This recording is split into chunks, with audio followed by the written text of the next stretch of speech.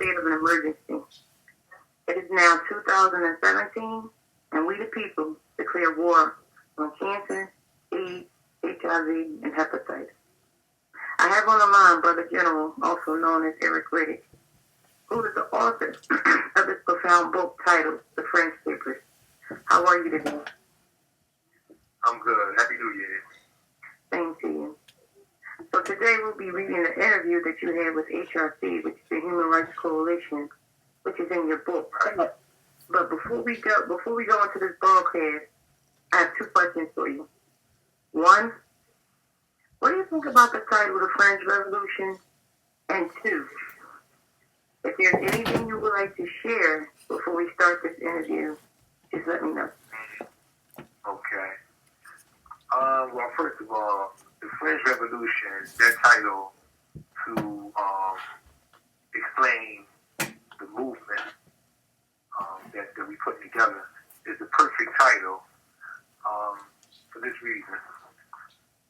Those two words, fringe and revolution. Fringe, a lot of people have heard the word fringe as it pertains to a fringe scientist. Fringe just basically means you're on the outskirts or the outer perimeters of certain standards. You know, for someone to be on the fringe of something is to be on the outside of the norm, unorthodox, unrestricted by the standards or established opinions. And a lot of times that's necessary when you're trying to look for something different. You're trying to look for an alternative. You know what I mean? To be on the fringe of established opinions like in science or medical medicine. You know, if the people is being faced with an ailment or a sickness that the standard medical community and science community, the orthodoxy, is unable to find cures for whatever reason. When you're faced with a crisis like that, then someone or the people will have to step outside of the standard opinions that have already proven to be insufficient to address that crisis. You have to go on the fringe, start looking into alternatives, and you have to be bold enough to do it, because those of us who choose to go on the fringe is going to be scrutinized by the orthodoxy, you know, by the FDA, and so forth. You know, so that's a perfect title. Revolution means it just means change. You know, to be about a change.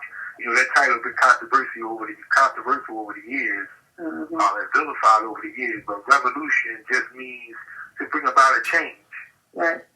You know, and again, our people in the face of so much death that's manifested from this molecular activity called cancer and other viruses and diseases. We don't have the luxury of waiting.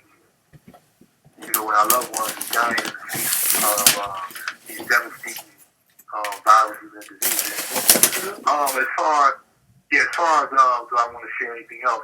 I actually would like to share the foreword of the book.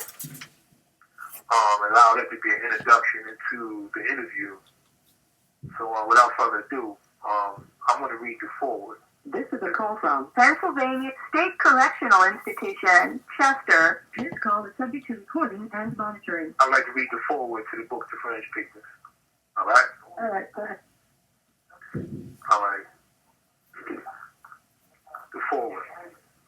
Knowledge is foundational, and it is better than wealth. For knowledge protects you while you have to protect your wealth.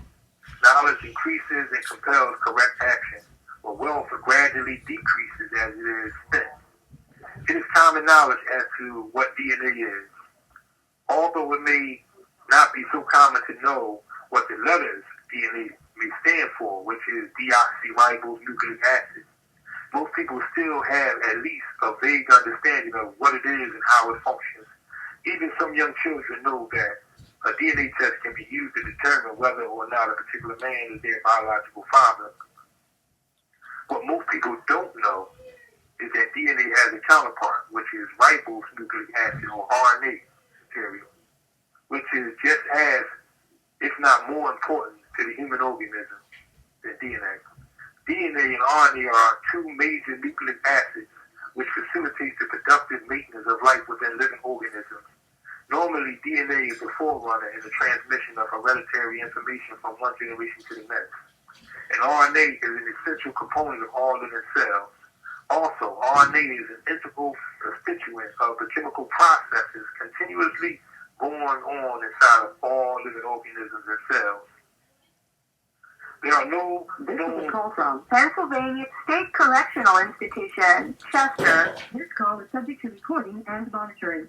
There are no known living organisms that doesn't require some form or variation of RNA material to ensure its maintenance and well-being.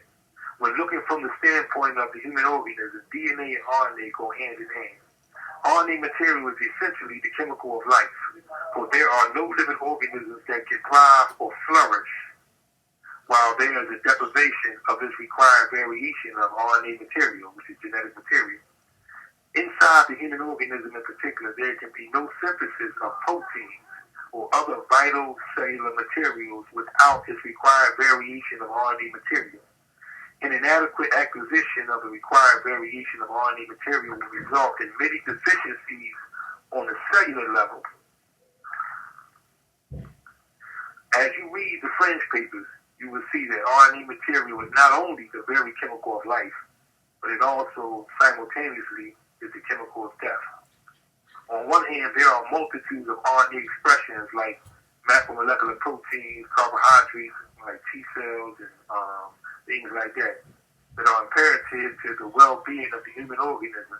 And in the same thought, there are a host of RNA expressions. For example, lipoprotein developed RNA micromolecules, which is the causative agent of AIDS, which they don't tell you, and what is called a carcinogen, which is the causative agent of cancer, which they very, very rarely speak about.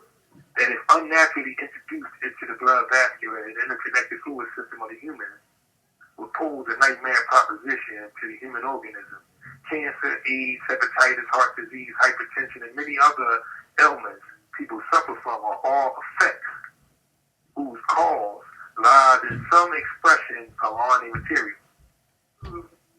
With the knowledge that RNA plays such an extremely important role in the lives and death of the people, it is a strange wonder that there is an entire library dedicated to the cumulative study of the biomolecular compositions, activities, and interactions of RNA material.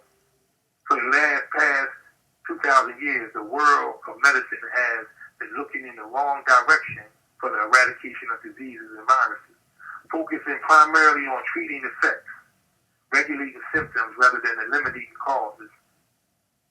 It is a bona fide fact of life that countless people treat the symptoms of a problem while nurturing the cause. It is imperative that we familiarize ourselves with RNA expressions and their implications, for our lives truly depends on it. The Fringe papers is dynamic, clear, concise, and comprehensive.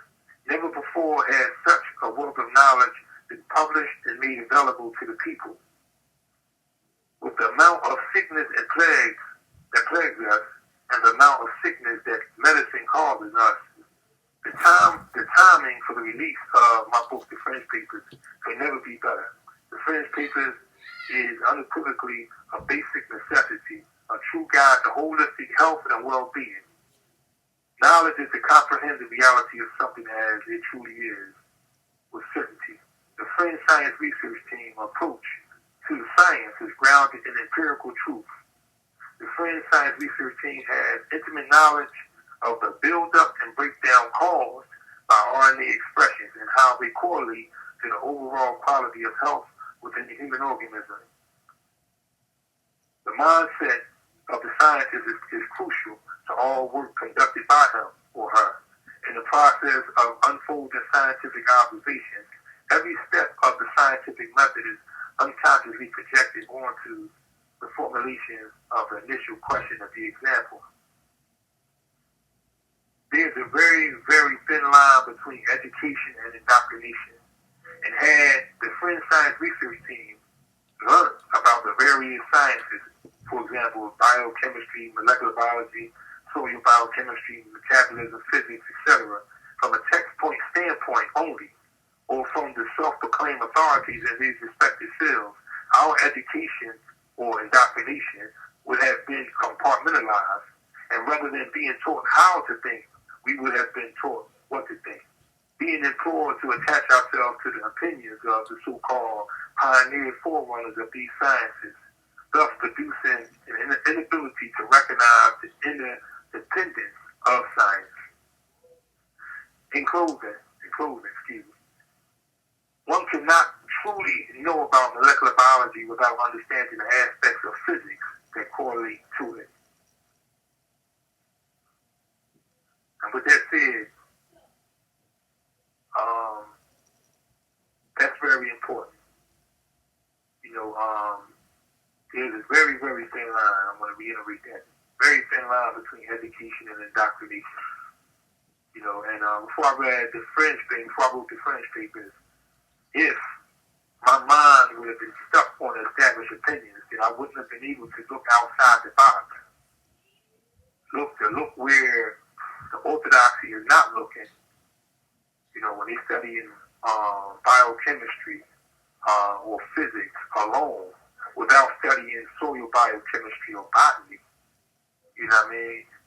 If the cure is in plants and you don't study soil biochemistry, but you know everything else about every other molecular biology aspect, you can know all those things, but because you haven't studied this field, you don't know where to look for. You don't know the importance of the medicinal element or the curative aspect of plants. So you would never look towards plants. You would never study soil biochemistry and find out that plants is programmed to build up, this is the key, build up micromolecules from the dirt and translate them into macromolecular proteins. So if the nature of viruses and diseases, and this is the simple point right here, every virus and disease is predicated on a micromolecular nature. And the plant's primary constitution is a system called anabolism, which means to build up. That's why you ever heard of anabolic steroids. It means to build something up. Mm-hmm. So once you build up a micromolecule, it's no longer viral. It's no longer a viral particle. So if plants have the ability to take in these micromolecules from the dirt, all these things that cause us diseases and viruses, take them in from the dirt and build them up. How do they build them up? It's all in the book.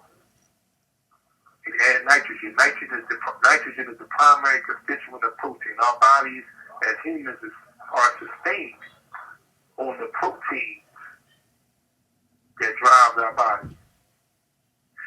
Wow. So, I'm going to kind of go back a little bit. Is it kind of safe to say that our traditional, medical doctors, who study all these things, they're learning the source, or they're not really being taught the source. They're being told this is where it comes from, and that's that. When in reality, if they knew exactly where it came from, they'll be better able to treat it. Am I saying that right? Absolutely. Anytime you have something, right? You study the environment that something naturally supposed to exist in. For example, AIDS, what they call AIDS. AIDS is lipoprotein developed RNA material. If you study the origin of HIV, excuse me, and you find out, well, where in nature is the HIV? Where in nature would the function of HIV be conducive? You'll find out in soil. Soil biochemistry, the micromolecules in the dirt is there so that when proteins like a body or something else go into the dirt, those micromolecules break down the proteins in that material, like horse manure. That's fertilizer, because horse manure is macromolecular proteins that's breaking down. The micromolecules. Well, I don't want the phone to hang up, but our next interview is going to go right into your interview with HRC that's in the book. So I tell y'all to stay tuned. Thank you, Brother Gentleman, for speaking with me. Thank you. Thank you.